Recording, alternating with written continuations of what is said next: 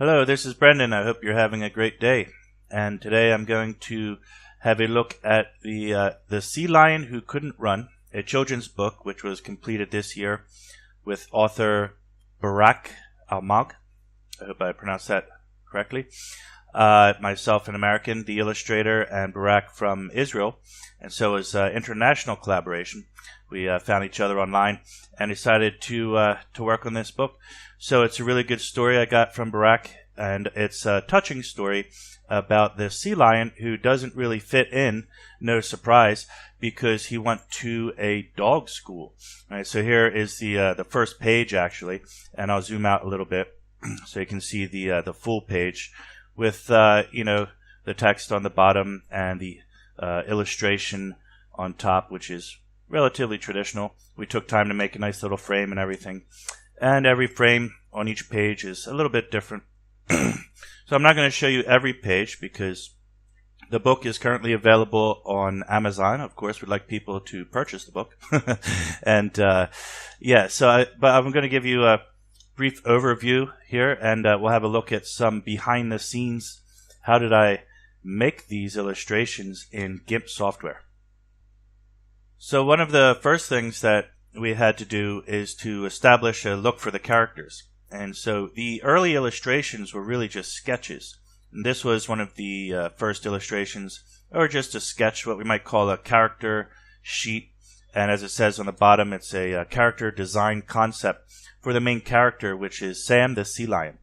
And at first, it was the seal who couldn't run. Later on, after some, this is all part of my job. After doing a lot of investigation and research on what sea lions look like versus seals, I came to find that the sea lion was much more attractive and probably more suitable for the book because they actually act and behave a bit like dogs, so it fit in better.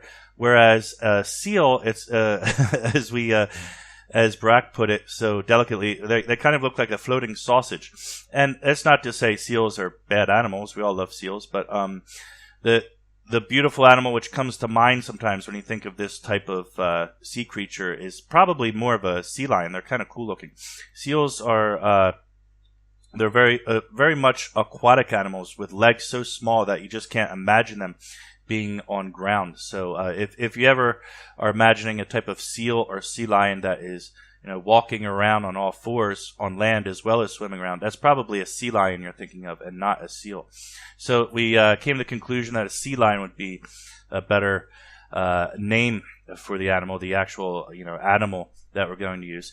And we also had some rough sketches here of what the puppies would look like. And since they're all in school, I gave them little ties. I thought they looked quite sophisticated and civilized little puppies. They're trying to learn. So those were the original sketches, very sketchy, but got the job done.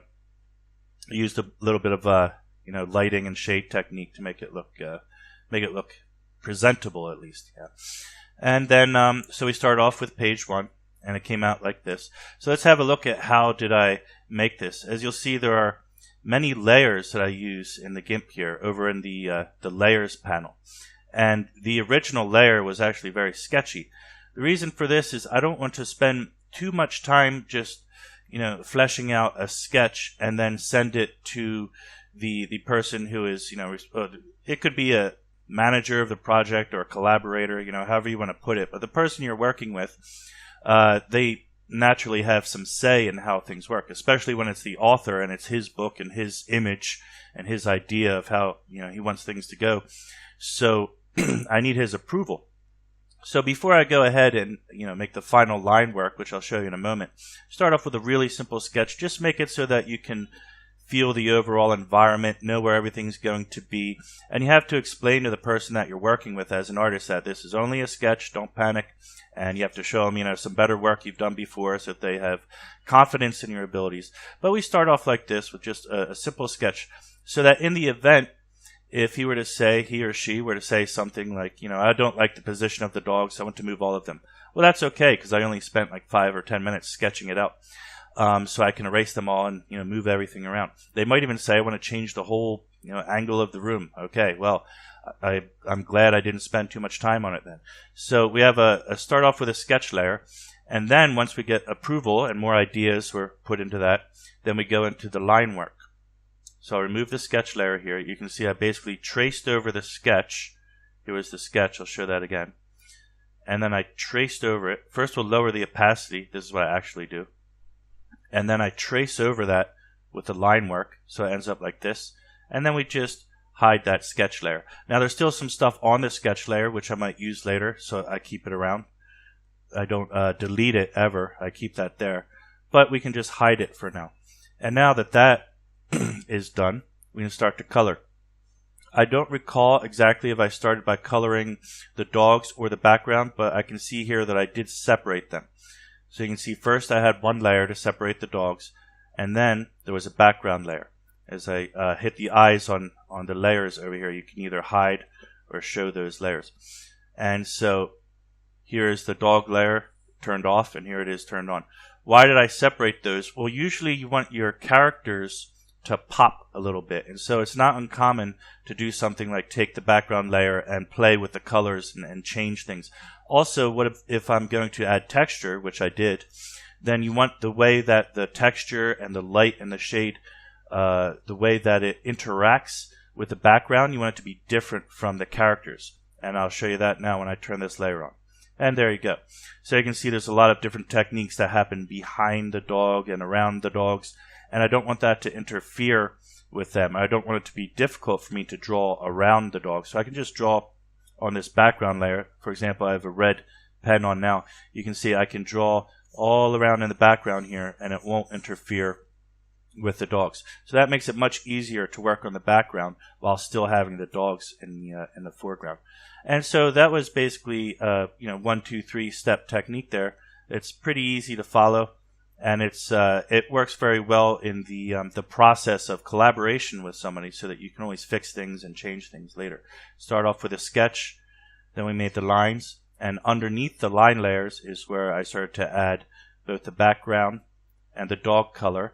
And since my lines were all filled in nice and clean, it was easy to just use like a paint bucket tool or a fill tool and fill in all those different areas. And then I took my time with the light and shade to make everything a bit more realistic, a bit more pretty.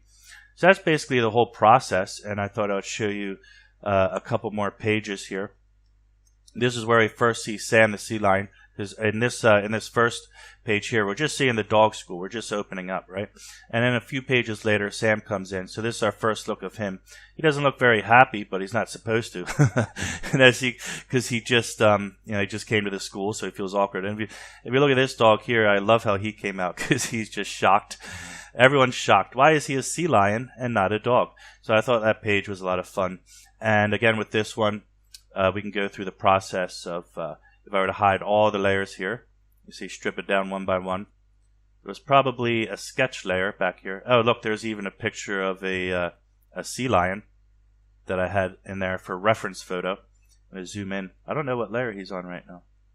He must be on, oh, there it is, pasted layer. Yeah, so I can actually bring that up here above the lines. And you'll see there was a reference photo that I used for the sea lion. And after a few times drawing the sea lion, I gave him his own kind of characteristics. It is a cartoon and a children's book, so it didn't have to look too realistic, but I wanted a little bit of reference just so I could see it just give him a somewhat realistic of an appearance. So he looks like a sea lion, more or less. So let's go back to where was that sketch layer I had? Down here. And turn off the lines. And this was the original sketch for this page. As you can see, still very rough and sketchy. I probably had to erase. I needed some guidelines for perspective, and that all came and went. And then, as is tradition, I traced all of that with these finer lines here. And then we went into background color and the dog color. Now I had some extra layers here. On this particular illustration, I used a lot of texture, and you can see that comes in. And it does a lot. The human eye, when we look at things, it's unbelievable what a difference it makes to add these little details where you have texture on the floor. So instead of feeling like everything is flat and cartoony, you can kind of feel, the grit around there. And also on the walls, I added some bone pattern, what you call wallpaper, right? And of course over here on the get on a different layer. Over here, we added some funny things like H2O with using dog bones instead of lines. So there's a lot of little details in there to keep the viewer of the book, keep them interested, give them a lot to look at.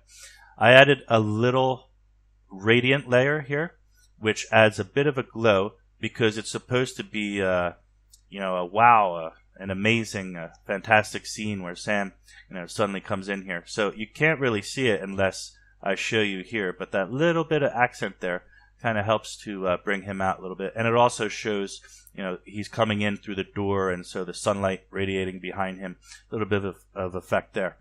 And then finally there was the full light and shade, which completely changes the color of everything, and that's a really amazing thing to notice. But also look at how it adds so much depth and feeling, and there's a richness to it, as a lot of people call it, where you can just feel. Now suddenly you can feel the shape and the size and the space of everything. So that light and shade process is very important. There's a couple more layers here. I won't show you, or a couple more images here, which I just thought were fun to look at. On this one I had the sun ray effect. I put that all on one layer. So if I take that away, actually it looks like I merged it with the light and shade layer. But you can see here, they have if you're looking close, I can zoom in a bit. There's a little bit of faint feeling of the sun rays overlapping each other. And I did that by using a gradient tool over here. Used the gradient tool and just, I could do a quick demonstration here. If I were to take this area, we can use a free select tool, I believe it's called. Or you would call it the lasso tool in Photoshop. Select an area there, get your gradient tool, and just kind of make a gradient fill. Now, let me try it in black so you can see it very, very vividly, because that light might not come up so well. Do it. Oh, whoops, wrong tool. Yeah, this one. You do it in black, you can see how that works, right? So imagine doing that with white or a light yellow to represent the sunlight, and it overlaps 5 or 6 times. So like 1, 2, 3, 4, yeah, about 4 or 5 times, until it just gave me that sun ray effect. Now that's not even realistic, but cartoony wise, we like to see those rays separated just to have some fun with the color and stuff. So that was that image there, and I added some birds. There should be ducks, maybe flying north or south. And then there's the final Sam image, which it's a little surprise at the end, but you see him in the beginning of the book too, I believe. So that's a nice close-up, just to, you need to have one full close-up of the main character at least. And that was that. So I have all those images there. If you go to see the full book, I have, there's many pages here I just wanted to skim through. I won't show you the text, so you can still go and read the story and enjoy that, but I just want you to see there's a lot of really fun illustrations here to go along with the story. There's one you've seen already. All these different various scenes that really bring you into the world of this Dogsville, where they have this puppy school, and the story and the adventures that Sam goes through in the subsequent pages are really a lot of fun. So highly recommend the book. Of course, I made it myself, but even if I didn't, I think it's really a fun book. The story is great. You can get it on Amazon now. Just search for The Sea Lion Who Couldn't Run, and you'll certainly find the book up there in Amazon. And you can also go to my website, and if you want an easy to click link, which is bschu.net. It used to be my full name with a hyphen, and aside from the fact people don't like to type hyphens that much, it was very long, and my name is easy to misspell with so many letters in it. So bschu.net is my new abbreviated website. So you can go there and follow me and keep up with all the stuff I'm doing. I always have more works coming out, at least on a monthly basis. If not throughout the year, I'm making several big projects that come out, and when I'm not busy with those, then I continue to have little projects here and there as frequently as I'm able. So that's it for this. I hope you enjoyed that. We'll look forward to hearing any questions that you have on how to use the software, or anything about the book. If you're looking to collaborate on something, feel free to get in touch with me, or if you want to get in touch with the author, let me know. And that's about it. Yeah. Have a great day. See you later.